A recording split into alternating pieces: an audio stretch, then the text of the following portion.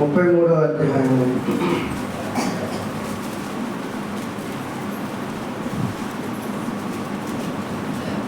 దావీదు కీర్తన 33 12వ వచనం నుండి చూద్దాం. యెహోవా తమకు దేవుడు గాగల జనులు ధన్యులు. ఆయన తనకు స్వాస్యముగా ఏర్పరచుకుని జనులు ఎవరట? ధన్యులు. పిల్లల రాయబడుతున్న సందర్భాన్ని మనం జాగ్రత్తగా పరిశీలించి సీట్ పాట ఉన్నాయి కనుక ఒక అరగంట సేపు వాక్యాలు చెప్పుకొని ముగించుకునే వారు ఉన్నాం. యెహోవా దేవుడు గాగల జనులు ఎవరటండి? ధన్యులు.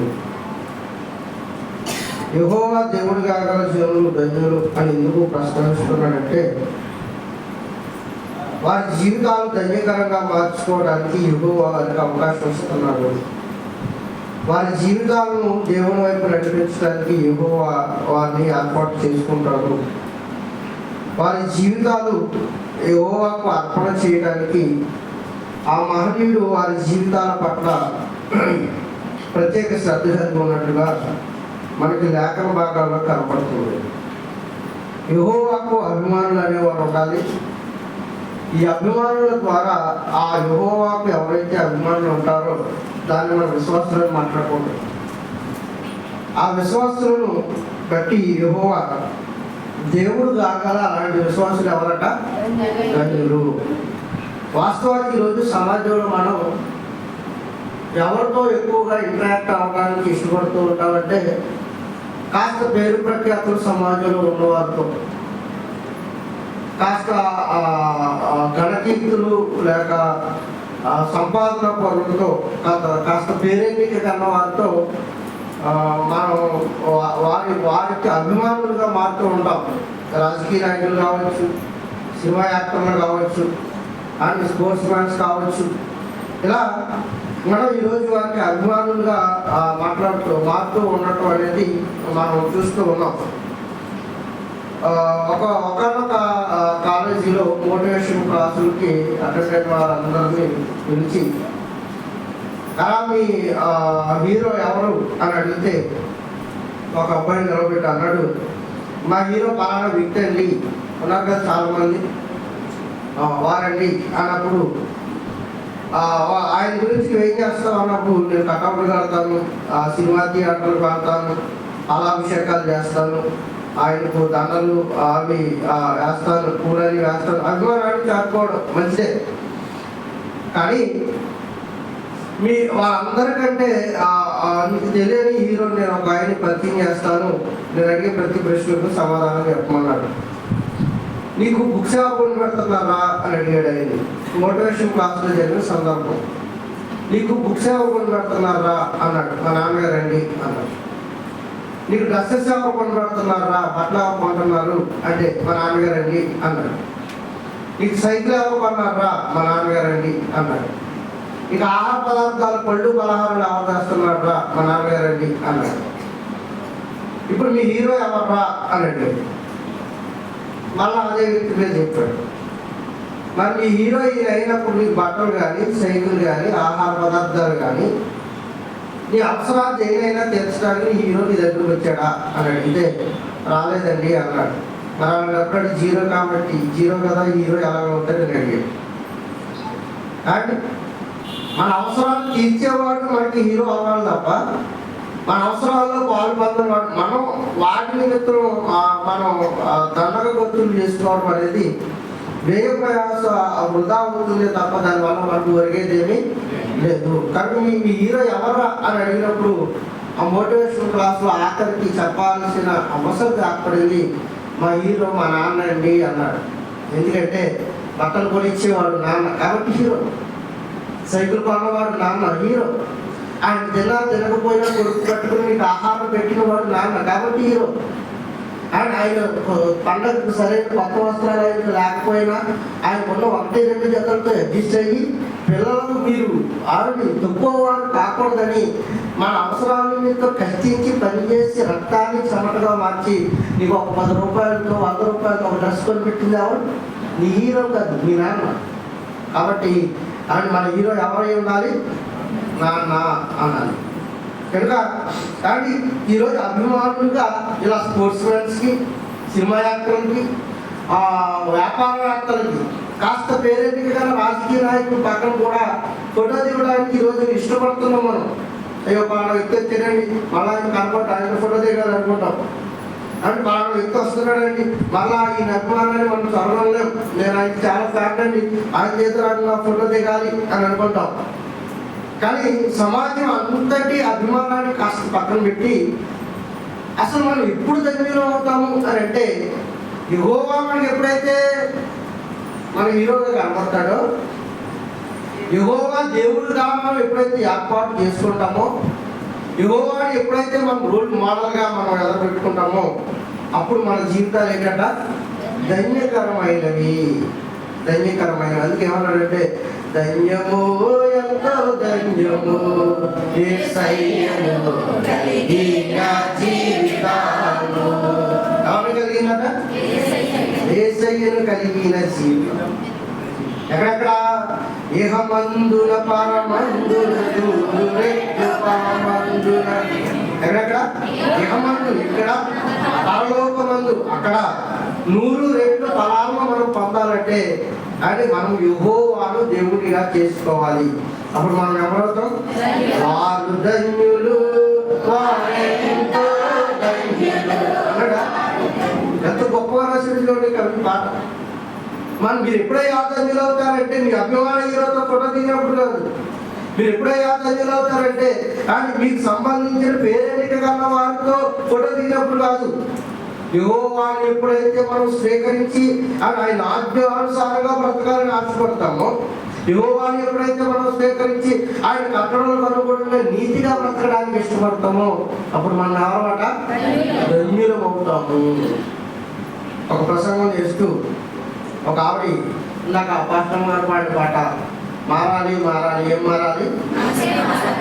మారాలా? ఒక ఆవిడ ఇలా ఒక సంఘంలో ఒక ఆవిడ పాడేదట, మన పెద్ద ఇలా సంఘంలో ఏం పాడేదట? మారాలి మారాలి, మనసే మారాలి అని పాట పాడేదట. ఒకనొక రోజు అయ్యగారు ఉండబట్టలేక, అమ్మ ఆడ మనసు ఏం మనసు మారటం, నీ మనసే మారాలని చెప్పాడంటే, చెప్పేసరికి నేను చూసుకో చిన్న పాత్ర బూతులు చెడతాడు. ఆ సంఘం ఎవరైనా అమ్మాయి మా చిన్న పాత్ర బూతులు తప్పని ఏమి రావడానికి మరి ఆవిడ ఎక్కువ వాక్యం పడలేదేమో. కనుక ఎన్నో అంతా అంతమాటు పడుకుంటాడని తిడతాడు. కానీ అది ఆ ప్రమాణాలు చేయండి, ఈ ప్రమాణాలు చేయండి, ఇలా తిడతారు అలా తిడతారని మొత్తానికి ఏదైతే నేను యెహోవాను విసర్జించుకుంది. కానీ యెహోవాను విసర్జించుకున్న వారు ఎవరు? ఆయనకి ఎవరు? అసహ్యులు. నువ్వు విసర్జించుకుంటే ఆయన ఏమన్నా అందరూ ఎక్కించుకుంటాడా? లేదంటే నీకెందుకో ఈ ప్రేమ ప్రభా నేను వదిలే వదిలే వదిలే అన్న సీఎట్కుని వచ్చేస్తావు ఎందుకు అన్నట్టుగా కాక అలా వాడైనా నువ్వు మీరు ఇంటి కొలత కొలుతున్నావు, నేను నీకు నట్టు కొలితే కొలుస్తాను. నువ్వు విసర్జించుకుంటే ఆయన కూడా ఏం చేస్తాడు? విసర్జించుకుంటాడు. ఎవరినైతే విసర్జించామో వారిని ఆయన ఏం చేస్తాడు? విసర్జిస్తాడు. అమ్మ అలా పాడకూడదమ్మా, మొదట నువ్వు మారాలి. ఎందుకంటే సంఘానికి సరిగ్గా వచ్చేది కాదు, ఆదివారం ప్రార్థనకి సరిగ్గా వచ్చేది కాదు. మారాలని బాగా పాడుతున్నావు, ముందు నువ్వు మారి సంఘానికి వచ్చేప్పుడు పాడితే బాగుంటుందమ్మా అని చెప్పినవాడికి. ఏమో దేవుడు ఎందుకు చెప్పించాడు అలా అన్నారని ఇక చూడండి, ఊరుకుంటారా మరి? ఈరోజు సంఘంలో ఎవరిని నొప్పించకూడదు. నొప్పించడం కుర్చీ ఎత్తికి ఇంకో సంఘానికి వెళ్ళిపోతున్నారు. కుర్చీ ఎత్తికినే, ఎందుకంటే ఆ కుర్చీ ఇచ్చింది ఆడే ఉంటాడు. ఆ కుర్చీ ఇచ్చిన ఇంకో సంఘానికి జాగ్రత్తగా ప్లేస్ మార్చేస్తున్నాడు అన్నమాట. కనుక మారాలి. ఎవరు మారాలంటే మనం మారాలి. యెహోవా దేవుడు కాగల జనులు మారాలి. ఎందుకంటే ఆయన ఎప్పుడూ మహిమ కలిగిన వాడే. ఆయన మీద ఆధారపడిన భక్తులు, యెహోవా దేవుడు కాగలిగిన జనులు. పూర్వకాలంలో భక్తులందరూ ఎవరు? ధన్యులు. మోషే ధన్యుడు, అహరోను ధన్యుడు, మిరియాము ధన్యురాలు. ఇలా మాట్లాడుతున్న ప్రవక్తలు ధన్యులు. ఎందుకయ్యా ధన్యులు అంటే వారు యెహోవాను దేవుడిగా చేసుకున్నారు కనుక. యెహోవాను దేవుడిగా వారు చేసుకున్నారు కనుక వారి జీవితాలు ధన్యకరమైనవి. అందుకే వారు ప్రార్థిస్తే సముద్రాలను చీల్చాడు, వారు ప్రార్థిస్తే ఆకాశం నుండి మన్నాను కురిపించాడు, వారు ప్రార్థిస్తే బండను కొడితే నీళ్ళు ఇచ్చాడు. ప్రభువా మాకు అవసరం ఉందంటే కానీ ఎన్నో ఉన్నతమైన కార్యక్రమాలు చేశాడు. శత్రు సైన్యాన్ని చూస్తే పిరికివాడే ఒక రాజు పారిపోతుంటే నీకెందుకు నీ వెనక నేను ఉన్నానని నిలబెట్టి పిరికివాడి చేత విజయ పతాకం ఎగరవేయించాడు గిద్యోను చేత. యెహోవా దేవుడు కాగలిగిన గిద్యోను ఎవరు? ధన్యుడు. ఆయన అప్పుడే చేయగలడు ఆయన మహిమలంటే ఇప్పుడు కూడా చేయగలడు. వయసు మళ్ళీపోయిన ఆమెకు గర్భాన్ని ఇస్తారని వాగ్దానం చేసి ఆయన యెహోవా దేవుడు కాగలిగిన శారాధన్యురాలు వాగ్దానం చేసి ఆమెకు గర్భఫలాన్ని ఇచ్చాడు, ఒక హన్నాకి ఇచ్చాడు, ఎలిజబెత్ అమ్మకు ఆయన గర్భఫలాన్ని ఇచ్చాడు. ఇలా మాట్లాడుకుంటూ పోతే ఇప్పుడు చేయలేదండి అంటే ఇప్పుడు కూడా ఆయన మన్నాలు కురిపించడానికి ఆయన రెడీగానే ఉన్నాడు. కురిపించే ఆ స్థాయి ఆ సామర్థ్యం కలిగిన భక్తులు ఆయనకి ఈరోజు లేదు. మోషే లాంటి భక్తులు లేరు. అందుకే మన్నాను కురిపించడం అప్పుడు కురిపించడానికి చేతగా అయింది, కురిపించడం చేతనం.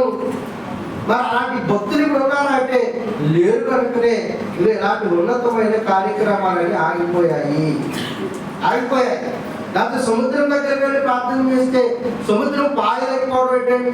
యోషువ నిలబడి సూర్యుడు నువ్వు ఎక్కడ ఆగిపోవాలి? గిద్యోనులో ఆగిపోవాలి. ఇంచుమించు ఒక రోజుల్లో సూర్యుడు అస్తమించలేదంటే అంటే ఆ రోజు రాత్రి లేదట. సూర్యుడికి రాత్రి ఏమంటుంది? యాక్చువల్గా రాత్రి పగలు లేకపోతే చాలా ప్రకృతి వైపరీత్యాలు సంభవిస్తాయి.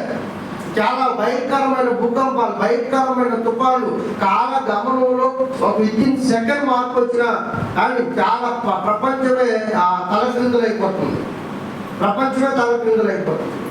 అలాంటి పరిస్థితులను ఒక రోజు సూర్యుని ఆపేస్తే మరి పరిస్థితులు తలక్రిందులైపోతాయా? అంటే మళ్ళీ కాలాన్ని సెట్ చేయాలంటే ఏం చేయాలి? మళ్ళా ఆ గతించిన కాలాన్ని వెనక్కి గంటాలి. అలా గంటాలంటే శాస్త్ర ప్రపంచం వల్ల కాదు. ఈ బైబుల్లో చూపించిన ఈ సూర్యుడు అస్తమించిన దినం ఎక్కడ ఉందా అని కానీ మూలాల్లోనికి వెళ్ళి అన్ని గ్రంథాలు అన్ని సంబంధించిన ఆర్కియాలజీకి సంబంధించిన చరిత్రలకు సంబంధించిన అన్ని పుస్తకాలు తిరగేస్తే అక్కడ ఉన్న ఒక క్రిస్టియన్ జ్ఞాపకం చేశాడట. చరిత్రలో ఇలాంటి మార్పులు కలగడానికి చరిత్రలో ఒక రోజు నమోదు కాలేదండి. మనం ఇప్పుడు ఈ చరిత్రలో భూప్రపంచంలో ఒక రోజు వారి చరిత్రలో నమోదు కాని ఒక రోజు ఉంది. ఎక్కడ ఈ రోజు మిస్ అయింది అని వెతికితే ఇదిగో ఈ యెహోషువ ప్రార్థన చేసినప్పుడు సూర్యుడు ఆగిపోయిన దగ్గర ఆ రోజు మిస్ అయిందని అని వాళ్ళ లెక్కలు యాప్ట్గా సరిపోయింది. ఈ వాక్యానికి వాళ్ళ లెక్కలకి యాప్ట్గా సరిపోయింది. మరి ఇలా ఉంటే ప్రకృతి వైపరీత్యాలు సంభవిస్తాయి, ఇలా ఉంటే భయంకరమైన భూకంపాలు వస్తాయి. కనుక ఈ రోజును మరలా సెట్ చేయాలి అని అంటే అది భూమి మీద ఉన్న మనుషుల వల్ల కాదు. మరి ఎవరి వల్ల సాధ్యం? ఆయనకు అసాధ్యమైనది ఏది కూడా లేదు, ఆయన వల్లే సాధ్యం. అందుకే మరలా ఆయన హిజ్కియాకు మరణకరమైన రోగం వచ్చినప్పుడు హిజ్కియా గోడ గడియారం మెట్టులు వెనక్కి వేయించాడట. ఆ వెనక్కి వేయించిన కాలం అక్కడ లోటైన ఈ కాలాన్ని హిజ్కియా కాలంలో దాన్ని భర్తీ చేశాడు. ఇయర్లో ఒక రోజు కంప్లీట్ గా అవటానికి సిద్ధపాటు కలిగింది. ఆ చరిత్రలో నమోదు కాని రోజులు మరలా రాజుల గ్రంథంలో దాన్ని పూర్తి చేయడం అనేది చాలా ఆశ్చర్యపోయారు. వాట్ ఏ వండర్ఫుల్ గాడ్ అంటారు. వాళ్ళకి అర్థమైంది కానీ శాస్త్ర ప్రపంచానికి మనకు అర్థమయ్యే అట్లా. అందుకే యెహోవా దేవుడు కాగలిగిన జనులు ఎవరట? ధన్యులు.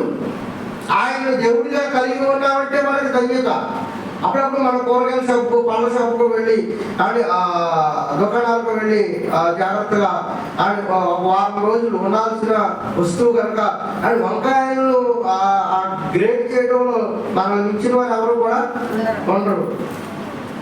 కనుక వంకాయలు పుచ్చినవి ఉన్నాయి, కానీ పగిలిపోయినవి ఉన్నాయి, మెత్తగా ఉన్న వంకాయలు ఏమున్నాయి, బాగా గట్టిగా ఉన్న వంకాయలు ఏమున్నాయని ఇలాంటి వాటిని ఏం చేస్తాం? పక్కన పెట్టి శ్రేష్టమైన వంకాయలు మనం ఏం చేస్తాం? తెచ్చుకుంటాం. శ్రేష్టమైన వంకాయలు తెచ్చుకుంటాం. అలాగే పళ్ళ దగ్గరికి వెళ్తాం. పళ్ళ దగ్గరికి వెళ్ళినప్పుడు కూడా అవి బాగున్నాయా బాగోలేదని చాలా టెస్ట్ చేసి పరీక్షించిన తర్వాత ఆ పళ్ళను తెచ్చుకుంటాం. కానీ ఇవి వారం రోజులు ఉన్న తర్వాత వారం రోజులు బాగున్నా కుళ్ళిపోతే బాగోకపోయినా కుళ్ళిపోతే. ఎందుకు కుళ్ళిపోతాయి? నీలాంటి మహానుభావులు చాలా మంది వెళ్ళి ఆల్రెడీ వాటిని నొక్కి పిండి అండ్ అక్కడికి ఏం చేశారు? అది అలా మెత్తబడిపోయిన ఒకే తగ్గిందంటే నీకంటే ముందు కొంతమంది దాన్ని నొక్కి వదిలేరు. అందుకే పళ్ళు అమ్మేవారు, పళ్ళు అమ్మేవారు రామరాజు గారు ఉన్నారు. అమ్మాయి పళ్ళు చేతులు అయిపోయింది అంటారు. ఈ నాగరాజు గారు ఆయన ఏమంటారు? నువ్వు కొంటే కొన్నా కానీ పళ్ళు మీద మాత్రం నువ్వు చేతులు ఎక్కువ. ఇప్పుడు సపోటా పళ్ళు నొక్కితే ఏమవుతుంది? కనుక ముట్టుకోకమ్మా అంటారు. సరే అవసరమైతే టేస్ట్ ఆయనైతే చీపడతారు తప్ప వీళ్ళు ఆమె పళ్ళు ముట్టుకోవాలి. ఎందుకంటే నొక్కి ఏం చేస్తామంటే అక్కడ గిరగ తిప్పి కాళ్ళ పడేసుకోవాలి తప్ప అమ్ముకునేవాడు ఇక అమ్మడానికి అయ్యి పని చేయవు. అండ్ కూరగాయల్లోనే పళ్ళు తినే ఆహార పదార్థాల్లోనే ఇంత రీసెర్చ్ ఉంటే మనల్ని మనం దేవుడిగా ఎన్నుకునేవాడి మీద ఎంత రీసెర్చ్ చేయాలి? ఇది ఆయన ఎలాంటి ఉత్తముడు, ఎలాంటి సర్వోన్నతుడు, ఎలాంటి మహిమ కార్యాలు కలిగిన వాడని అని మనం చేయాల్సిన సర్వే ఉండాలి. ఇది ఎలాంటి వాడంటే యెహోవా అని అనవసరంగా పుట్టేశాను, మళ్ళీ ఇంకా అవతారం ఎత్తుతానే అవతారంలో మిగతా కూర్చేస్తాను అనుకునే రకం కాదు. ఆయన నిన్న నేడు నిరంతరము అది దేవుడికి ఉండాల్సిన ఒక క్వాలిటీ. అని పుట్టేసాను అనవసరంగా మళ్ళీ ఇంకొక జన్మెత్తుతానే అని ఎప్పుడు ఆయన అలా ప్రస్తావించిన ఆ వ్యక్తి కాదు. కనుక యెహోవా దేవుడు కాగల జనుడు ఎవరట? ధన్యుడు.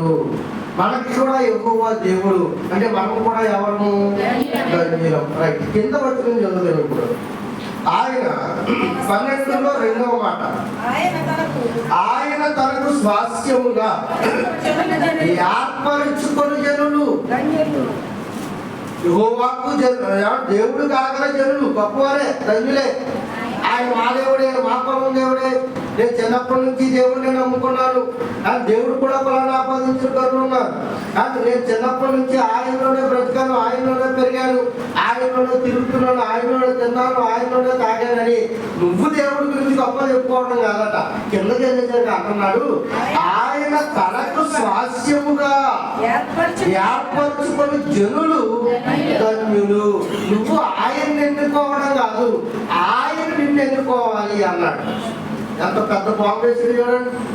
అందరికీ ఎవరు తెలుసు? చంద్రబాబు నాయుడు గారు మన అందరికీ తెలుసు. మరి మనం ఆయన తెలిసేంటి? మనకు తెలీదు. ఆయన మాత్రం ఎవరు తెలుసు? అందరికీ తెలుసు. యెహోవా దేవుడు అని అందరూ విశ్వసిస్తున్నారు. కానీ ఆయన కూడా నిన్ను విశ్వసించాలి. మీకు అర్థమవుతుందా? పాయింట్ లాజిక్ అర్థమవుతుందా? ఆయన తనకు స్వాస్యముగా, కానీ తనకు ఆస్తిగా, తన విశ్వాసులుగా, తన భక్తులుగా ఏర్పరచుకొని జనులు ధన్యులు. అంటే ఆయన కూడా మన మీద ఫోకస్ పెడతాడు. మనం ఆయన్ని నమ్మడం కాదు, మనల్ని ఆయన నమ్మాలి. మనం ఆయన్ని నమ్మడం అందరూ నమ్మేస్తాం. మనం భక్తులు, తాగేవాడు భక్తుడు, ఊగేవాడు భక్తుడు, తిరిగేవాడు భక్తుడు, వ్యభిచరించేవాడు భక్తుడు, పేకాట ఆడేవాడు భక్తుడు, సిగరెట్ తాగేవాడు భక్తుడు, వీళ్ళందరూ భక్తులే. వీళ్ళందరూ యెహోవా ఎవరు? దేవుడే. కానీ యెహోవా దేవుడు కాకలు జనులు ధన్యులే. కానీ యెహోవా ఏర్పాటు చేసుకున్న వారు మరి ధన్యులు. అంటే ఆయన అందరినీ ఏర్పాటు చేసుకోవడం లేదు, ఆయన అందరినీ నమ్మటం లేదు. అండ్ అందరినీ మనందరం ఆయన నమ్ముతున్నా అండ్ మనల్ని కూడా ఆయన ఏం చేయాలి? నమ్మాలి. వీడు నా పరిపూర్ణమైన కొడుకు, మాకిచ్చాడంటే ఆడికప్పుడు ఆయన నమ్మాలి. నువ్వు నమ్మడం కాదు, గొప్పతనం. అండ్ నా కుమారుడికి ఈ తలాంతులు ఇస్తే ఈ తలాంతుల విషయంలో నా కుమారుడు అండ్ దాన్ని తొలగొట్టిస్తాడు అని ఆయన మనల్ని నమ్మాలి. ఆయన మనల్ని విశ్వసిస్తేనే కానీ ఆయన మన నిమిత్తం ఆయన మనము సరైన వారమని ఆయన సర్టిఫై చేసిన వారు మాత్రమే ధన్యులు. అందుకే మారిన వారు మాత్రమే ధన్యులు. అని మారిన వారు మాత్రమే ధన్యులు. చప్పట్లు కొట్టేవారు మాత్రమే ధన్యులు. పాట పాడేవారు మాత్రమే ధన్యులు. ఆత్మపూర్ణులుగా ఉన్నవారు మాత్రమే ధన్యులు. ఇలా మాట్లాడుకుంటూ పోతే ఈ ఆత్మపూర్ణులు, ఈ విశ్వాసులు, ఈ భక్తులందరిలో యెహోవా ఎన్నుకున్న వారు మాత్రమే ఎవరట? ధన్యులు. అందుకే బైబిల్ గ్రంథంలో యెహోవా ఒక మహనీయుని ఎన్నుకున్నాడు. ఆ మహనీయుడు మరెవరో కాదు, యోబు గారు. నా కుమారుడైన యోబు సంగతి నీవు ఆలోచించితివా? ఇంకా లేదా? మిగతా వాళ్ళందరూ ఆయన కుమారులు కారా? అని అందరూ ఆయన కుమారులేనా? దేవుని వాక్యం ఎందరూ అంగీకరించుదరో, అందరూ అంగీకరిస్తారో వారందరూ కుమారులు ఒకటో ఆయన ఏం చేసినట? ఆ అనుగ్రహాన్ని ఆయన కృపను మనకి ఇచ్చాడు. ఆయన కుమారులు మనం. అలాంటిది భూమి మీద అంతమంది ఆ జనాంగం ఉంటే, అంతమంది భక్తులు ఉంటే, అప్పటికి అంతమంది యెహోవాను ఆశ్రయిస్తుంటే వీళ్ళందరిలో ఎవరి పేరు ఎత్తడం లేదు. ఒకే ఒక ఆయన పేరు ప్రస్తావిస్తున్నాడు. ఆయనే ఓర్పుకు సహనానికి మారు పేరైన, నీతివంతుడైన, యథార్థవంతుడైన, ధనవంతుడైన యోబు గారు. అండి ధనవంతుడైన యోబు గారు అని ఆయన పేరు ప్రస్తావిస్తూ అంటాడు, నీవు నా కుమారుడైన యోబు సంగతి నీవు ఆలోచించితివా? ఆయన మనల్ని ఏర్పాటు చేసుకోవడం, ఆయన మనల్ని నమ్మాలి, మనం ఆయన నమ్మడం కాదు, మనల్ని ఆయన నమ్మాలి. యోబుని ఎంత నమ్మితే యోబు మీద ఆయన సాతానుతో పందెం కాస్తాడు. పిల్లలు మీరు ఆలోచించండి. అందుకే అపవాది వెళ్ళిందట మొత్తం యోబు గ్రంథం మొత్తం. యోబు గ్రంథం 1వ అధ్యాయం 8వ వచనం. యోబు గ్రంథం 1వ అధ్యాయం 8వ వచనం. అందుకు యెహోవా నీవు నా సేవకుడైన యోబు సంగతి ఆలోచించితివా? అతడు యథార్థవంతుడును న్యాయవంతుడునై దేవుని యందు భయభక్తులు కలిగి చెడు తనమును విసర్జించిన వాడు, భూమి మీద అతని వంటి వాడెవడును లేడు. ఎలా ఎన్నుకుంటున్నాడో చూడండి. ఆయన ఎందుకు ఎన్నుకుంటున్నాడో మీకు అర్థం కావాలి. యెహోవా తనకు స్వాస్థ్యముగా ఏర్పరచుకున్న జనులు ఎవరట? ధన్యులు. అలా స్వాస్థ్యముగా ఏర్పరచుకున్న ధన్యుల్లో ఒక యోబు, ఒక ఎస్తేరు, ఒక మొర్దెకై, ఇలా మాట్లాడుకుంటూ పోతే ఆయన కొరకు ఆయన ఏర్పరచుకున్న జనుల్లో యోబు గారి గురించి మనం ఆలోచిస్తున్నప్పుడు అతడు దేవుడు అంటే భయభక్తులు కలిగిన వాడట, యథార్థవంతుడట, న్యాయవంతుడట. అలాంటి న్యాయవంతుడైన యోబు కానీ ఏ విషయంలో ఆయన ఏం చేయలేదట? పాపము చేయలేదు, చెడుతనం చేయలేదు. అసలు భూమి మీద అతని వంటి వాడెవడును లేడు అని ఎవరు సత్యవేస్తున్నారు? సాక్షాత్తు యెహోవాయే. అని అక్కడ జరుగుతున్న ఆ పార్లమెంటు సభ అంటావు, మరొకటి అంటావు. అండ్ ఆ పార్లమెంటు సభలో అధికార పార్టీ అయిన దేవుడు ఉన్నాడు, ప్రతిపక్ష పార్టీ అయిన అపవాది కూడా ఉంది. ఈ ప్రతిపక్ష పార్టీ అయిన అపవాది కూడా వెళ్ళి కానీ ఆ దేవుడి దగ్గర ఆ యోబు గురించి మాట్లాడుతున్నప్పుడు, ఇదిగో భూమి మీద ఎక్కడి నుంచి వచ్చామన్నప్పుడు భూమి మీద అటు తిరగదు, భూమి మీద విశేషాలు ఏంటి అన్నప్పుడు, ఇదిగో నీ కుమారుడు యోబు సంగతి, నా సేవకుడైన యోబు సంగతి నువ్వు ఆలోచించి, అతను నీతివంతుడు, యథార్థవంతుడు, న్యాయవంతుడు, భయభక్తులు కలిగి ఉన్నవాడు, చెడుతనమును విసర్జించిన వాడు, భూమి మీద అతని వంటి వాడెవడును లేడు. అలాంటి నా కుమారుడిని చూసొచ్చావా అని అడిగాడు అపవాదిని. ఆ యస్పాస్ చూసొచ్చాను అన్నట. నీకు తెలియదు కానీ దేవుడితో అపవాది మాటలు మీకు తెలియదు కానీ నిజంగా యోబు మర్యాద, భక్తి, ఓర్పు, సహనం, యథార్థత, నీతివంతుడు కానీ భూమి మీద అతను వంటి వాడెవడు లేడు సర్టిఫై చేస్తున్నావు. Very good. మీకు తెలియదు కానీ ప్రభువా, ఇదిగో అసలు ఆ భయభక్తులు ఎందుకు కలిగి ఉన్నాడో తెలుసా? ఆ నీతివంతుడు ఎందుకు ఉన్నాడో తెలుసా? ఆ నిందలు లేని ఆ సామర్థ్యత ఆయనకు ఎందుకు ఉందో తెలుసా? ఆయనను భూమి మీద ఉన్న వారందరికంటే నువ్వు ఎలాగ ఆశీర్వదించావు? చాలా అధికముగా హెచ్చించావు. మగవాళ్ళు పడుకున్నారు, ఈసారి మగవాళ్ళు చూద్దాం. కానీ ఏం చేశావు? భూమి మీద ఉన్న అందరికంటే నువ్వు ఆయన ఏం చేశావు? అధికముగా హెచ్చించావు. ఎలా హెచ్చించావు? భూమి మీద బూజు పట్టడం అంటే మస్కట్ దేశం, ప్రస్తుతం ఉన్న మస్కట్ దేశంలో యోబును కొట్టిన ధనవంతుడు ఇప్పటికీ లేడంట. ఇప్పటికీ ఆయన కొట్టిన ధనవంతుడు లేడంట.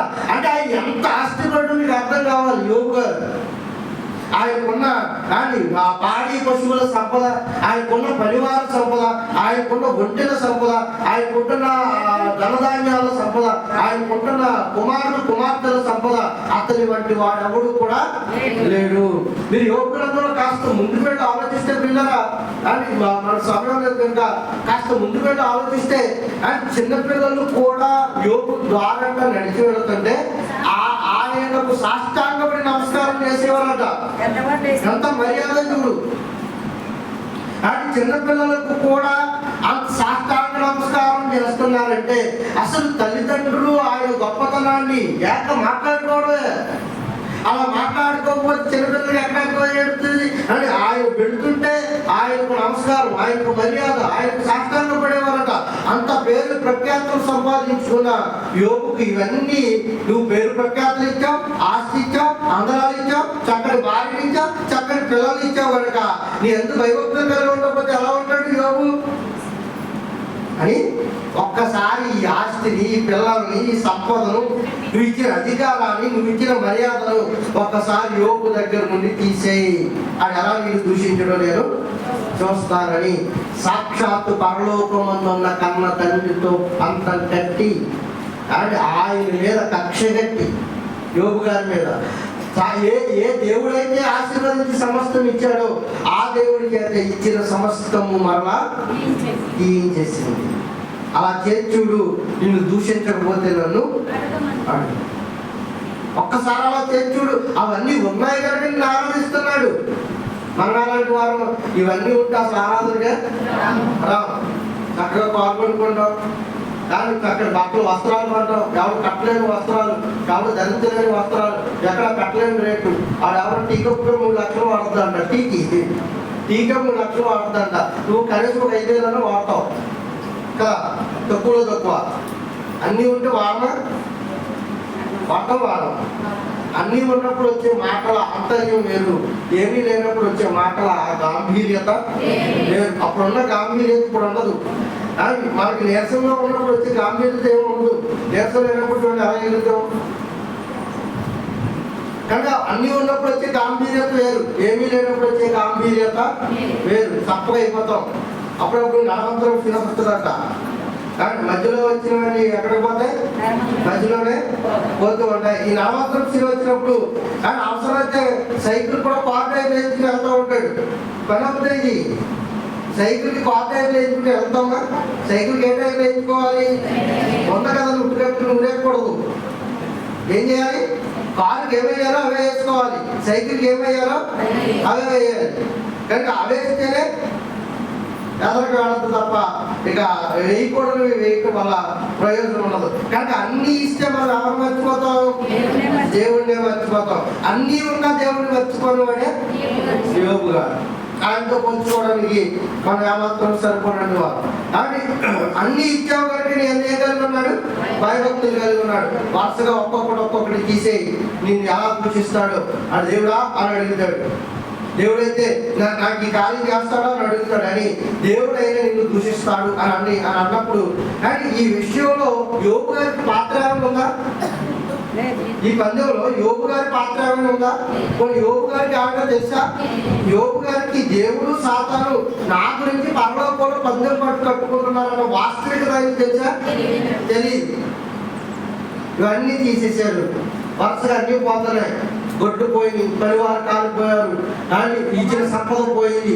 తర్వాత గర్భవాసానికి పుట్టిన కుమారులు ఒక్కొక్కరుగా పోయారు. ఆస్తి పోయింది, అందరాలు పోయింది, అధికారం పోయింది. అప్పుడు అందరూ నడిచి ఆయన సాష్టాంగ నమస్కారం చేసేవారన్నమా? ఇప్పుడు ఆ నడిచి సాష్టాంగ నమస్కారం చేసిన వారే ఆయన విక్రించడానికి నిలబడ్డారట. పిల్లలందరూ ఆయన యానం చేసేవారట. పిల్లలందరూ ఆయన విక్రించేవారట. పిల్లలందరూ ఆయన్ని పిచ్చివాడిని తరిమేవారట. అన్నీ ఉన్నప్పుడు ఒకలాగా, అన్నీ పోయాక ఒకలాగా. ఇది మానవ నైజం కనుక అని మన గౌరవం, మనం బాగుంటే మన గౌరవం వేరు, మనం బాగోకపోతే మనకి ఇచ్చే మర్యాద వేరు. ఇలాంటి స్థితిలో మీరు వెళ్ళకూడదు సుమా. క్రైస్తవుల్లో మనం వెళ్ళకూడదు. అని ఎన్నున్నా ఏమున్నా మనం ఏం చేయాలి? ప్రభువుకి సదా శిరస్సు వహించాలి. అలాగైతే మనకి అన్ని రోజులు సమానంగా ఎదరికి కడతాయి. కానీ ఎప్పుడైతే ఈ ఇచ్చిన సమస్తము కోల్పోయాడండి, ఆస్తి పోయింది, అందరాలు పోయింది. మీరు అధ్యాయం చదువుకోండి, తెలిసినప్పుడు తిరిగి అంటున్నారు. ఆయనకి ఇచ్చిన పనివారు, గొడ్లు, గోదాము, ఒంటెలు, ఎద్దుల మందలు అన్ని కూడా ఏమయ్యాయి? చచ్చిపోయాయి. ఇక 1 by 1 చెబుతున్నారు. ఈ కదుకుమాడు చచ్చిపోయాడు అన్నాడు. గర్భవాసాన్ని పుట్టిన కొడుకే పోయాడంటే ఎలా ఉంటుంది తండ్రికి? అని పిడుగు లాంటి వార్తలు అనమాట. మళ్ళా తెల్లారేసరికి మళ్ళీ ఇంకొకటి చెప్పారేంటి, అయ్యా మన ఇంట్లో భోజనం ఆచారాలు చేస్తుంటే ఇదిగో నీ కుమారులో 4 వాడ కూలి చచ్చిపోయారు.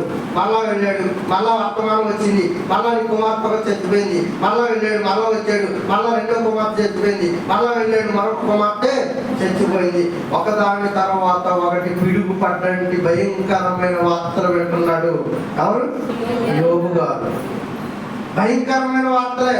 ఇచ్చిన ఆస్తి పోయి, ఇచ్చిన అధికారం పోయి, ఉన్న సమస్తము నేలమట్టం అయిపోయి, ఆయన ఉన్న ఆ పనివారు ఇచ్చిన గర్భవాసంలో పిల్లలు కూడా సమస్తము కోల్పోయినప్పుడు అని ఏ తండ్రి ఏ మానవుడిగా నిలవబడి కానీ ఇంకా యెహోవాని ఆరాధించగలరు చెప్పండి? మనకి ఏదైనా కష్టం వచ్చినప్పుడు ఖచ్చితంగా దేవుణ్ణి దూషించడానికి మనం ఎదరికి కష్టం ఖచ్చితంగా దూషించేస్తున్నామండి. మనకి ఏదో చిన్న ఆపదకాలం కానీ మనం ఏదో అడిగిన కోరిక తీర్చకపోతే ఇంకెంతకాలం చేస్తాడా, ఈడేం దేవుళ్ళే అన్న నిర్ణయాలు నీ దగ్గర ఉన్నాయేమో. యోబు గారి జీవితం నీకు పాఠం కావాలి. యోబు గారి జీవితం నీకు పాఠం కావాలి. ఇవన్నీ వరుసగా జరుగుతున్నప్పుడు అండ్ ఆయన పరిస్థితి ఏంటో చూద్దాం. 19వ వచనం 1:19 గొప్ప సుడిగాలి అరణ్య మార్గంలో వచ్చి ఇంటి 4 మూలలను కొట్టగా అది యవనుల మీద పడినందుకు వారు చనిపోయింది. కుమారుడు దానికి తెలియజేయటం నేను ఒక్కడే తప్పించుకుని వచ్చి ఉన్నాను నేను. అప్పుడు యోబు లేచి తన పై వస్త్రము చింపుకొని తల వెంట్రుకలు గొరిగించుకొని నేల మీద సాష్టాంగపడి నమస్కారం చేసి ఇలా అంటున్నాడు, ఓ దేవుడా, నేను నమ్ముకున్న దేవుడా, నువ్వేం దేవుడు బాబు? పిల్లలు చచ్చిపోతుంటే కాపాడలేని వాడు నువ్వు దేవుడువా? నా ఆస్తి పోతుంటే కాపాడలేని వాడు నువ్వు దేవుడువా? నా గొర్రెల మందలు, మేకల మందలు, ఎడ్ల మందలు, ఒంటెల మందలు ఇవన్నీ చనిపోతుంటే కాపాడలేని వాడు నువ్వు దేవుడువా అని మీరు ఎప్పుడైనా ప్రశ్నించారా ఆయన్ని? అలా ప్రశ్నిస్తే నువ్వు ఆయన ఎన్నుకున్న భక్తుల్లో లేవు. నువ్వు ఆయన నమ్ముకున్న భక్తుల్లో ఉన్నావే కానీ ఆయన ఎన్నుకున్న భక్తుల్లో నువ్వు లేవు అని ఈ వార్తలన్నీ వినగానే సాధారణమైన మనిషి కనుక వెంటనే లేచాడు, తల బోడుకుండి చేయించుకున్నాడు, పై వస్త్రములు చింపేసుకున్నాడు, భయంకరంగా నేల మీద పడి రోధిస్తున్నాడు. అని సాష్టాంగపడి నమస్కారం చేసినాడట. నేను నా తల్లి గర్భము నుండి దిగంబరిగా వచ్చి తిని దిగంబరి అక్కడికి తిరిగి వెళ్ళేదను. యెహోవాయే ఇచ్చాడు, మరలా యెహోవాయే తీసుకుని పోయాడు. దేవుని నామానికి స్తుతి కలుగును గాక. ఈ మాట ఎవరనగలడండి? ఈ మాట ఎవరనగలడు? దేవుడు అనేవాడు ఉంటే నా కొడుకుని కాపాడ్డా, దేవుడు అనేవాడు ఉంటే నా పాటలు కాపాడ్డా, దేవుడు అనేవాడు ఉంటే నా అత్తను కాపాడ్డా, దేవుడు అనేవాడు ఉంటే నా బామ్మతిని కాపాడ్డా అని దేవుడి మీద చెప్పలాడు. నువ్వెక్కడ? అన్ని ఇచ్చినవాడు అన్ని తీసుకుపోయాడని గొప్ప స్థుతి పలికిన అగ్రీయుడైన యోగు ఎక్కడ? మీరు ఆలోచించండి. మనం ఎక్కడ, ఆయన ఎక్కడ? నా తల్లి, ఆయన అంటున్నాడు, నా తల్లి గర్భం నుండి నేను దిగంబరిగానే వచ్చి తిని నా తల్లి గర్భం నుండి మరలా నేను దిగంబరిగానే వెళ్ళిపోవాలి. తల్లి గర్భం నుండి ఎలా వస్తాం? ప్రియుల వారు కారు పట్టుకుని, ఉద్యోగం పట్టుకుని, భర్తలు పట్టుకుని, పిల్లలను పట్టుకుని, బామర్తుని అత్తగారులను పట్టుకుని, అమ్మ నాన్నని పట్టుకుని వస్తావా తల్లి గర్భంలో నుంచి? ఎలా వస్తావు? శరీరం మీద నూలు పోగు వస్త్రమైన నువ్వు లేక, నువ్వు సంపాదించిన 100 ఎకరాల ఆస్తి అప్పటికి లేక, నువ్వు సంపాదించిన కార్లు అప్పటికి లేక, నువ్వు సంపాదించిన ధనం అప్పటికి లేక, నువ్వు కొన్న పొట్టికేలు అప్పటికి లేక, నువ్వు కొన్న వెండి బంగారు ఆస్తులు అప్పటికి లేక దిగంబరిగా తల్లి గర్భంలో నుండి వస్తాం. విచిత్రం ఏంటంటే మనం వెళ్ళేటప్పుడు కూడా ఆ తల్లి గర్భం నుండి దిగంబరిగానే వెళ్ళిపోవాలి. మధ్యలో వచ్చినవి మధ్యలోనే విడిచిపెట్టిపోవాలి. ఎవరు మధ్యలో వచ్చారంటారా? నువ్వు ప్రేమించిన నీ భార్య ఎప్పుడు వచ్చింది? కూడా మధ్యలోనే. పిల్లలు మధ్యలోనే. ఆస్తి, బంగళా, కారు, వెండి, బంగారం, చెవులీలు, నెక్లెస్లు, గొలుసులు, సోంపాపిడి, ఏ పాపిడి ఏంటయి పాపిడి బిందెలు, పట్టీలు, ఆ గోరు చుట్లు, ఆఖరికి నువ్వు కట్టుకున్న మొలతాడు, ఆ మొలతాడు కట్టిన పిన్నెస కూడా ఎప్పుడొచ్చింది? మధ్యలోనే వచ్చింది.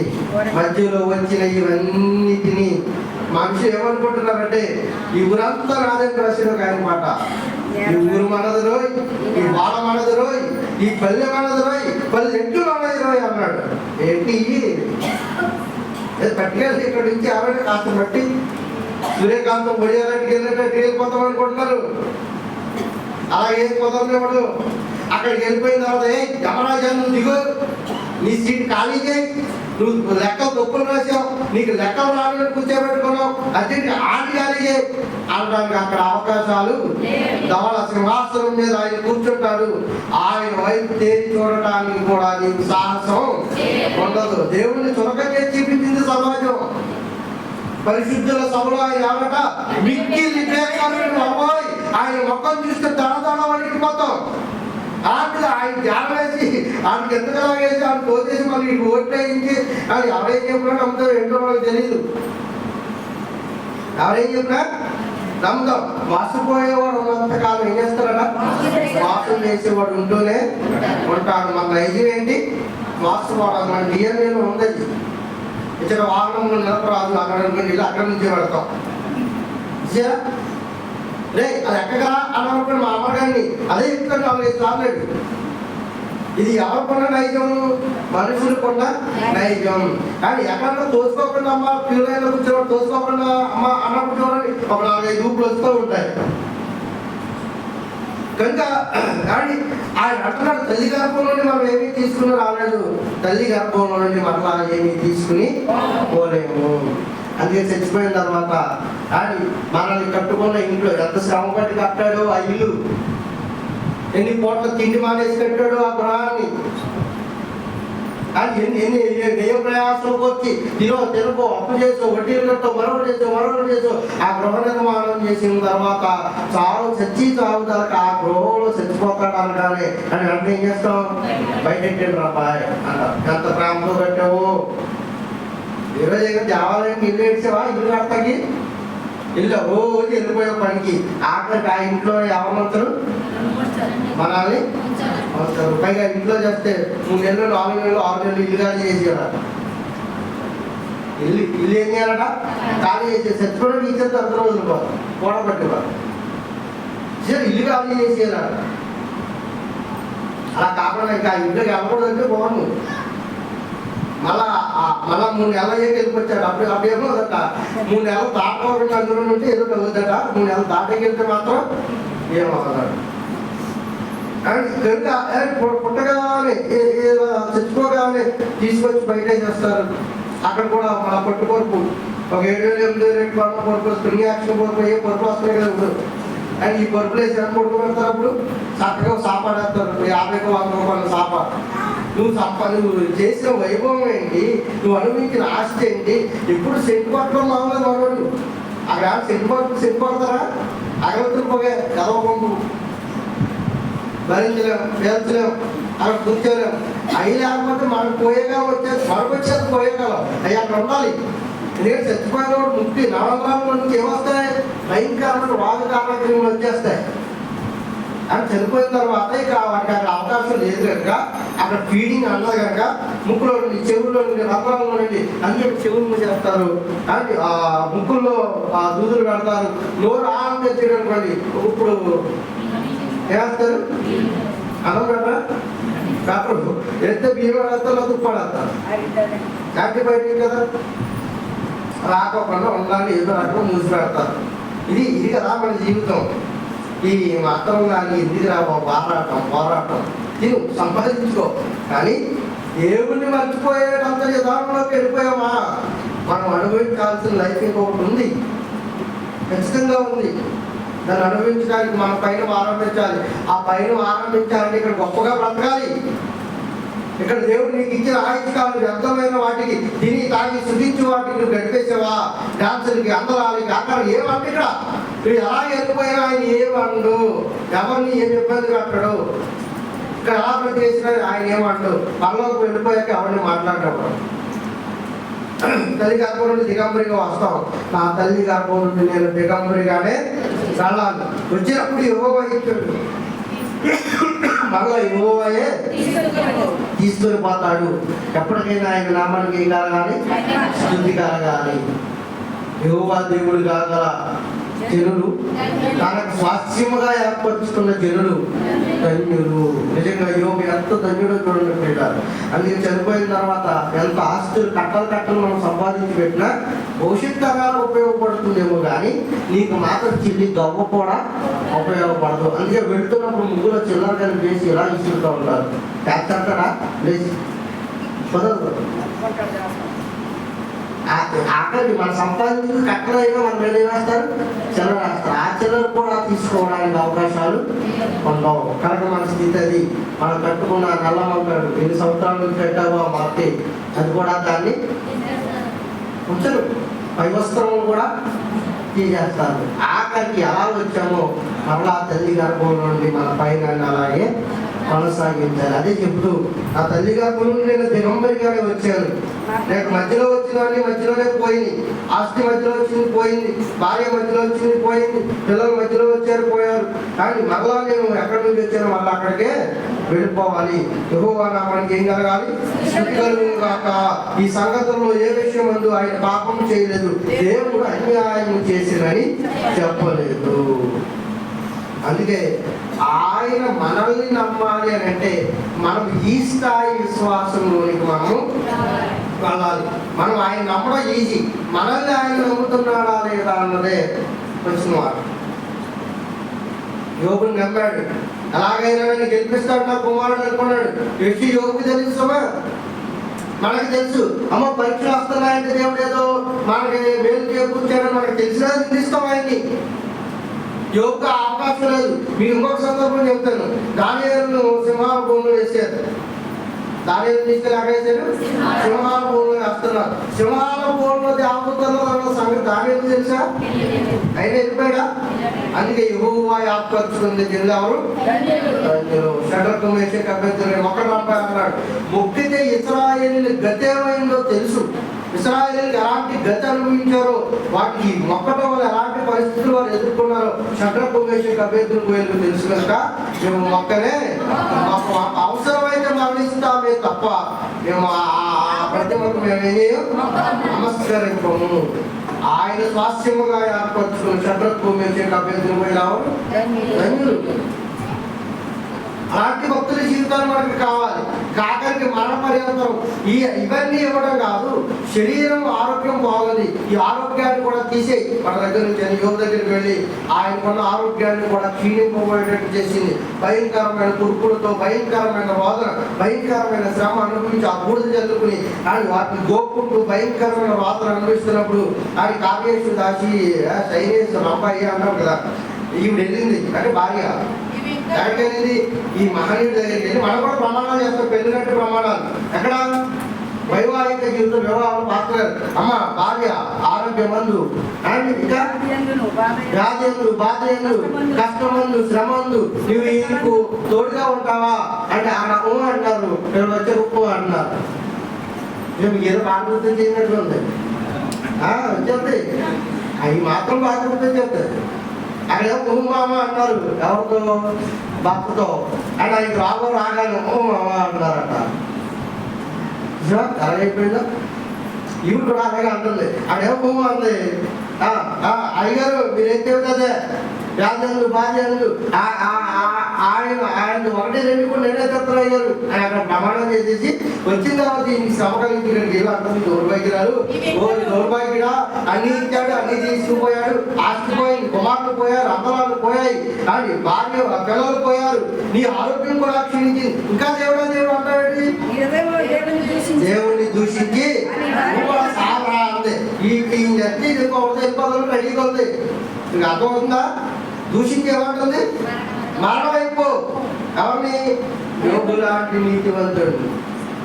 అంటే ఈ చచ్చిపోవడం అని చెప్తుంది. వీటికి రావచ్చింది కదా అయ్యగారికి, యోగారికి రావచ్చు. అయ్యగారు చచ్చిపోయడానికి ఒకటి పెళ్ళాడు. ఇలాంటి మనస్తత్వం కలిగిన వారు కూడా ఉన్నారు. భర్తను పెళ్లి చేసుకుందట. భర్తను పెళ్లి చేసుకుని మామగారు నుంచుకుందట. ఇదే చిత్రం తెలియదు. మామగారు నుంచి భర్త చంపేశారంటే ఇద్దరు. ముసలికి దసరా పండుగ అన్నట్టు ఆయనకి 50-60 సంవత్సరాలు ఇంటికి పెళ్ళాడు. ఇంకొకటి ఏం చేశాడంటే అమ్మమ్మను పెళ్లి చేసుకున్నాడు. ఇదే చిత్రం. ఇలా ఎట్టి వెళ్ళిపోతున్నాడు పాపం. ఎవరు చేసుకున్నాడట? అమ్మమ్మని చేసుకుంటావా? ఆడికి ఎన్ని సంవత్సరాలు? ఆడికి ఎన్ని? 17. అమ్మమ్మకి ఎన్ని? 65. అని అమ్మమ్మని ఏం చేసుకున్నాడు అంటే ఏమో ఆ భర్త చెప్పినాడు, ఏదో ఆదరించాడట, ఏదో వాదార్చాడట. ఈ వాదానికి ఆమె ఫ్లాట్ అయిపోయి 100% లవ్ పుట్టి కానీ ఆయన వివాహం అనేసిందట. వెనక పెళ్లి చేసి అలవాటు ఉంటారుగా. ఎవరి మాట ఏంటంటే సమాజం ఈరోజు దేవుడి మాట ఎనక, గురువుల మాట ఎనక, పెద్దల మాట ఎనక ఈట వెళ్ళిపోతుందండి సమాజం. అంటే ఇచ్చిన ఆశ్రయానికి వెళ్ళిపోతుంది. అది అర్థమన్న పెళ్లి చేసుకుని అమ్మ అక్కడ అమ్మ చెప్పేసినట్టు. అది ఇలాంటి ఒకటి రెండు కాదండి బాబు, కోకొందలుగా ఉన్నాయి. అలాంటి జాబితాలో చేరేదే యోబు గారి యొక్క భార్య. ఇంకా దేవుడు అంటారు దూరమగిడ. ఆయన దూషించి ఆయన ఏమన్నాడు? మూర్ఖురాలు మాట్లాడినట్టు నువ్వు మాట్లాడవద్దు. మనకు దేవుని వలన మేలు మాత్రమే అనుభవించదమా, కీడు అనుభవింపదగిన వారము కామా అన్నాడు. అంత గొప్ప మాట్లాడండి. దేవుడు మనకి మేలే చేయాలా? దేవుడు అంటే ఏమనుకోవాలంటే పొలాలు ఇచ్చేయాలి, ఆస్తులు ఇచ్చేయాలి, అందరాలు ఇచ్చేయాలి, గర్భఫలాలు ఇచ్చేయాలి, వివాహాలు చేసేయాలి. అప్పులలో దేవుడు ఉంచితే ఆయన నమ్మరు, గర్భఫలం ఇవ్వకపోతే ఆయన నమ్మరు, వివాహం చేయకపోతే ఆయన నమ్మరు. మీకు తెలియాల్సింది ఏంటంటే దేవుడు మేలు చేసినా కీడు చేసినా మన మంచిగా చేస్తాడు. ఆయన మేలు చేసినా ఆయన విశ్వసించాలి, కీడు చేసినా ఆయన పాదాలు మనం విడిచిపెట్టేసిన వారుగా ఉండకూడదు. ఆయన వాళ్ళు మేలు మాత్రమే కాదు కీడు కూడా అనుభవించాలి. భర్త పంచదార ఏంటి జాగ్రత్త ఇలా జిలేబీ తెచ్చినప్పుడు తిన్నాం తినలేదా? తిన్నాం. పంచదార జిలేబీ తెచ్చినప్పుడు ఏమో నామతి మొగుడు అన్నావా? అని ఆయన ఏదైనా పాపం చంపేస్తే మేలు చేసిన ఆయన నీకు భర్తే కావాలి, కీడు చేసిన ఆయన నీకు భర్తే కావాలి. గ్రామంలో ఒకలాగా మాట్లాడుతారు భార్యలు భర్తల గురించి. గ్రామం లేనప్పుడు భర్తల గురించి మాట్లాడే చూసారా? అత్తగారి వాడికి దేవుడు అంటారు. ఇక్కడ అల్లుడు మాత్రం వచ్చిపోయి దేవుళ్ళకి పోయింది. సరే అల్లుడు అంతకుముందు ఎవరు అల్లుడు గారు పెళ్ళని కొత్తలు కదా మనం ఇమేజ్ చూసాను. చుట్టూ కాలు పెట్టేసే కొత్తలేడు ఎక్కడ వేడి లేకపోతే ఇది పెళ్ళని కొత్తలు అన్నట. ఆఫ్టర్ 10 years అట. కానీ ఒకసారి కూడా తీసేసేది. కిటికీ కూడా ఎత్తుకుని కాదంటే ఆస్వాదించడం నాతో మాట్లాడి ఊరుకోవడం. ఇలాంటి పరిస్థితుల నడుమ యోబు గారి భార్య దూషించే మాట్లాడారు.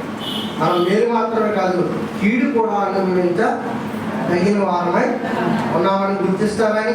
యెహోవాను మనం నమ్మడం కాదు, మనల్ని ఆయన నమ్మే స్థాయిలోకి మనం వెళ్ళాలి. ఇప్పటివరకు ఆయన నమ్మే స్థాయిలో ఉన్నామేమో, మారాలి, విశ్వాసం పెరగాలి, ఆత్మీయత పెరగాలి. మనం ఆయన మనల్ని సృష్టించే స్థాయికి మనము వెళ్ళాలి.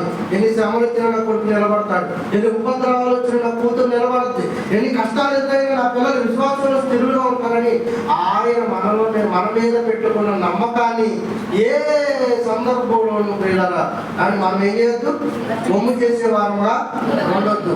యోబు విజయ పతాకాన్ని ఎగరవేసినట్టు మనం దేవుడి విషయంలో ఇప్పుడు విజయ పతాకాన్ని ఎగరవేసే వారుగానే ఉండాలి. ఆ స్థాయికి వెళ్ళాలంటే చాలా పెద్ద మనసు ఉండాలండి. మనకి చాలా పెద్ద మనసు ఉండాలి.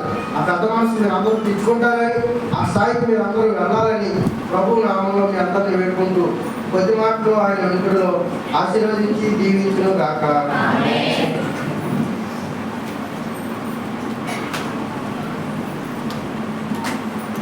ఏలియా ప్రార్థింపగ పొందిన శక్తి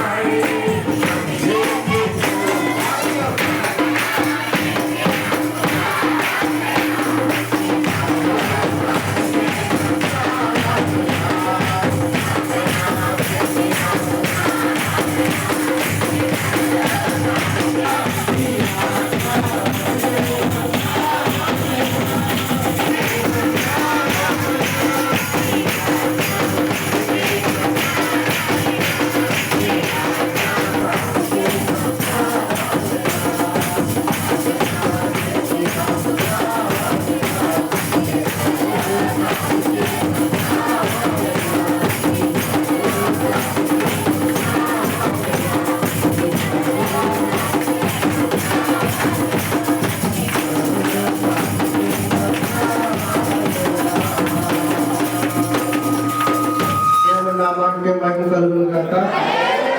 ఆశీర్వచన స్తోత్రములకు కారణభూతుగా మమ్మల్ని కలుగుతారు. అయా నిత్యులైన వారందరూ మిమ్మల్ని ఆత్మలో శక్తిలో ఆరాధించారు. ఆయా విలువైన మాటలు మా బ్రతుకు జీవితంలో యెహోవా దేవునికి ఆగలిగిన జనులు ఎలా ధన్యులమో, ఎలా మా జీవితాలు ధన్యకరంగా ప్రతి బిడ్డను ఆశీర్వదించండి, దీవించండి.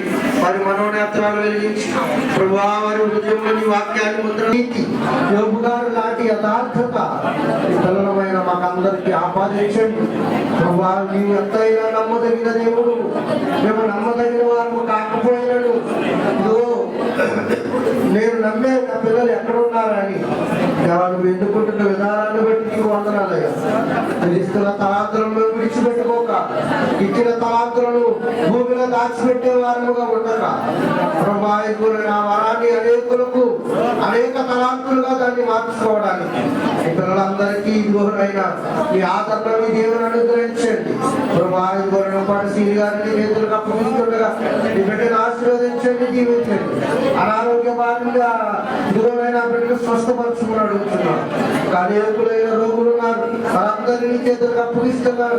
ఇదిగోనైనా కుటుంబాల్లో శోధన కలిగిన బిడ్డలు ఉన్నారు, శాంతి సమాధానాలు కలిగించండి. ఇదిగో ఆర్థిక సమస్యలతో నడుస్తున్న బిడ్డలు ఉన్నారు, నిశ్చితమైతే మార్గాన్ని సరళం చేయండి. ఉద్యోగాల కోసం ఎదురు చూస్తున్న బిడ్డలు మీ చేతులకు అప్పగిస్తున్నాం. చదువులో ఇదిగోనైనా ఫలభరితమైన జీవితం వరకు ఎదురు చూస్తున్న బిడ్డలు మీ చేతులకు అప్పగిస్తున్నాం. వివాహాల కోసం ఎదురు చూస్తున్నారయ్యా, బహుమానాల కోసం ఎదురు చూస్తున్నారయ్యా. ప్రభువారి బిడ్డలందరూ ఆదరించు దేవా, హత్తుకునే దేవుడు అయ్యా. బిడ్డలందరినీ చేతి ఎత్తి పట్టుకోమని అడుగుతున్నాను అయ్యా. కుటుంబాల్లో కల్మషాలు, భర్తల మాట వెనుక ఇదిగోనైనా తాగుడుకు బానిసయ్యి ఇదిగో భయంకరమైన రోధనతో కుటుంబాలు రోధిస్తున్నాయి. ఆ కుటుంబాల్లో శాంతి సమాధానాలు కలిగించండి. దూర ప్రాంతాలను చూస్తున్న బిడ్డలను ఆశీర్వదించండి, దీవించండి. ప్రభు ఆ బిడ్డల కుటుంబాల్లో సమస్యలు తొలగించి ఈ నామాన్ని అనేకులు మీరు ముట్టింపజేసే బిడ్డలుగా ఆ బిడ్డను కూడా ఆశీర్వదిస్తారని ఆశపడుతున్నాడు. ప్రభావితమైన కొంచెం కాలం నుంచి ప్రభావి బిడ్డ హాస్పిటల్లో ఉన్నాడు. ఆయా బిడ్డను ఆదరించండి, ఆనందండి. ఇదిగోనైనా ఆపరేషన్ అంతట్లో మీ సహాయాన్ని అందించండి. ఇదిగోనైనా ఇదిగో సహాయంగా చేయకపోతే మాకు ఎక్కడి నుండి సహాయం వస్తుందయ్యా. ఇదిగోనైనా ఇప్పుడైనా మీ నామాన్ని గుర్తెరిగి ఇప్పుడైనా నువ్వు కళ్ళు తెచ్చుకొని మీ నామం కొరకు ప్రయాసపడే భాగ్యాన్ని ఆ బిడ్డలకు అనుగ్రహించండి. భయంకరమైన జీవితాన్ని ఇవ్వండి. గర్భిణీ స్త్రీలను జ్ఞాపకం చేసుకోండి, వాళ్ళకు సుఖమైన కానుకలు ఇవ్వండి. ఇదిగో ప్రభా గర్భిణి ఇదిగో డెలివరీ అయిన బిడ్డలను జ్ఞాపకం చేసుకోండి. తల్లి బిడ్డలకు క్షేమకరమైన జీవితాలు ఇవ్వండి. ప్రభు ఉద్యోగాలు చేసుకుంటున్న బిడ్డలు వారిని ఆశీర్వదించండి, దీవించండి. వారిని ఆదరించమని అడుగుతున్నాయ్యా. భారతదేశంలో ఉన్న బిడ్డలు నీ చేతులకు అప్పగిస్తున్నాను. లివర్ వ్యాధులతో బాధపడుతున్న బిడ్డలు నీ చేతులకు అప్పగిస్తున్నాను. భయంకరమైన పుండ్లు కలిగి గాయాలు కలిగి ప్రభు ఇదిగోనైనా మాడు పట్లకు ప్రభా ఇదిగోనైనా వాటి మాడు కోసం ఎదురు చూస్తున్నాడు బిడ్డలు. ప్రభు ఇదిగో నీ శక్తి సామర్థ్యాలతో ప్రభా ఈ ఇదిగోనైనా నీ పరమవైద్యాన్ని బిడ్డలు కల్పించుకొని అడుగుతున్నాయ్యా. ప్రభు ఆదరించండి, ఎత్తుకోండి. ఇదిగోనైనా ఇంకా అనేకులు ఉన్నారు, మేము శరీర బలహీనులు ఉన్నాం ప్రభా. శరీర బలహీనతను తీసివేసి మీ జీవజల దారులు మానవానికి ప్రారంభించేయమని అడుగుతున్నాను. ప్రభా గొప్ప దేవుడు, ఆదరించే దేవా, బిడ్డలైన వారిని ఆదరించమని అడుగుతున్నాను ప్రభా. హత్తుకోమని అడుగుతున్నాను ప్రభా. ఇదిగో దేవా, నీ ఇచ్చిన ఆయుష్కాలాన్ని వృధాగా మేము గడుపుతున్నామేమో, ఈ సన్నిధానంలోకి ఇవ్వలేకపోతున్నామేమో. మీరు ఇచ్చిన సమయాన్ని ప్రభా మళ్ళా నీ సన్నిధానంలో మేము గడపడానికి ఈ సహాయ సహకారాన్ని బిడ్డలైన మాకు అందరికి అనుగ్రహించమని అడుగుతున్నాను ప్రభా. ఇదిగోనైనా మా దినాలు ప్రభా ఇదిగోనైనా గతించిపోతున్నప్పటికీ దేవా ఇదిగో వాటిని ఈ సన్నిధానంలో మేము గడపలేకపోతున్నామేమో ప్రభా. మమ్మల్ని మన్నించమని అడుగుతున్నాను. ఎన్నో సంవత్సరాలు నన్ను దాటిపోతున్నాయి, దాచరుల కలలనే వెంబడించుచుండెని. పరారులేని వృక్షము ఎదిగిపోతిని, పరారులేని నా మరణ రోదన ఆలకించుమో ప్రభు. మరణ నన్ను నూతనము చిరువేయని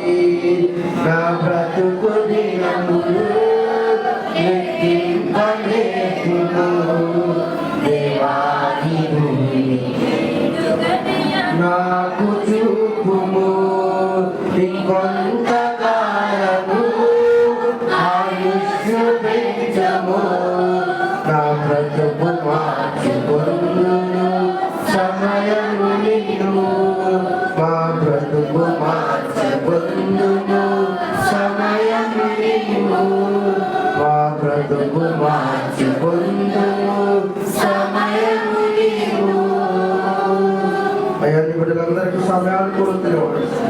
మా ఇష్టాలను గతించిపోతున్న మా బ్రతుకులు మారలేదేమో. మా బ్రతుకులు మార్చుకోవడానికి మరొక సదవకాశాలు ఈ బిడ్డలపైన మాకు అందరికి అనుగ్రహిస్తారని కుడుగుల సమస్త బిడ్డలను ఇదివరని ఆత్మగతం చేస్తున్న మా కుటుంబాన్ని మా రక్త సంబంధికులు అందరినీ మీ చేతులకు అప్పగిస్తూ భద్రపరిచి కాపాడి రక్షించమని ప్రతి ప్రార్థన నేసు వారి నామంలో అడిగి వేడుకొని ప్రార్థిస్తున్నాను మా పరమ తండ్రి. అందరికీ వందనాలు.